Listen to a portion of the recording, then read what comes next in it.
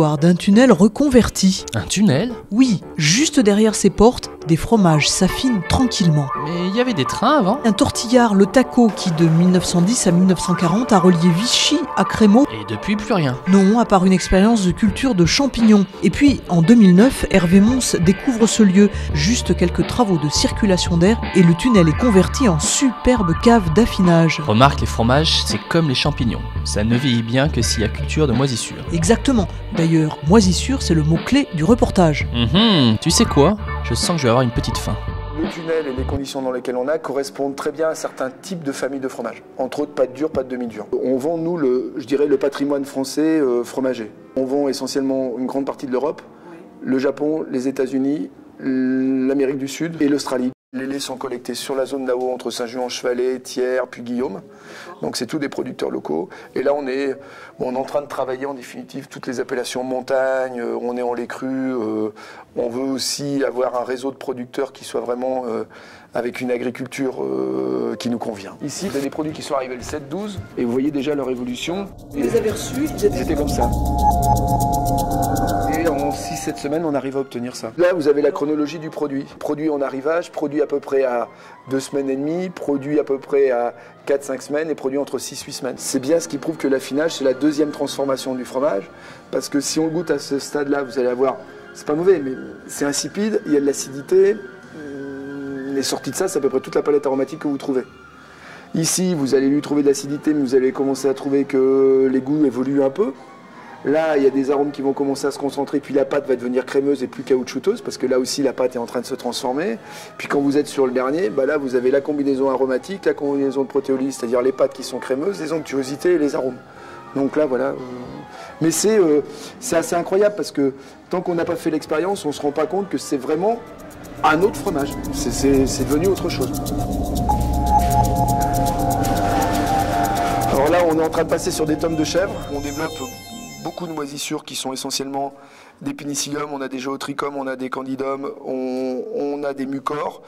Et puis, de temps en temps, voilà, on a des sporodia, c'est tous des noms qui vont nous donner, qui vont permettre de dire, voilà, c'est telle moisissure qu'on a, on l'a identifié. Maintenant, pourquoi on l'a plus aujourd'hui, pourquoi on l'a moins demain, on ne sait pas trop. Là, on est avec une tome d'Urfé, qui est donc un fromage au lait de chèvre. Au fil du temps, les croûtes commencent à se former. Et puis là, on a commencé avec un bucor. Alors on en voit encore les traces parce que c'est ce qui a permis à cette croûte d'être grise. Si on le prend sur un fromage plus jeune, ça fait vraiment comme un duvet. C'est des champignons. De toute façon, on est dans un monde de champignons, de levure et de moisissure. Okay, ça, c'est notre job. Donc c'est pour ça que quand on parle des conditions humidité, température, entre nous, vous allez chercher les champignons où ?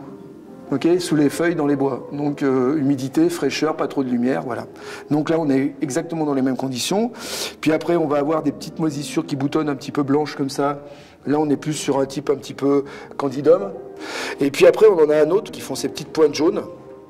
On l'appelle sulfureux parce qu'il fait penser un peu au soufre. Pour nous, c'est aussi un signe, c'est-à-dire qu'il faut savoir que l'évolution de ces moisissures, elles correspondent aussi je dirais un peu à l'extrait sec du fromage. Ça veut dire quoi? Ça veut dire que quand le fromage arrive, il est très humide. Malgré que ce soit dans cette technologie-là, il reste chargé en eau. Au fil du temps, en s'affinant, il va perdre de son eau. Donc derrière ça, ces moisissures, certaines vont vraiment se plaire quand le produit va avoir 50% d'eau. Puis au fur et à mesure de son affinage, il perd son eau. Les moisissures, elles ont moins d'eau pour se nourrir. Elles vont laisser la place à d'autres qui ont moins besoin d'eau. Et toute la colonisation et l'évolution de la croûte du fromage, elle est liée à ça.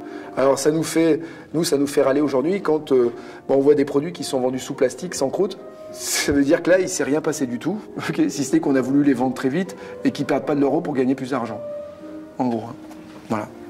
Et c'est au détriment du goût et de la pâte.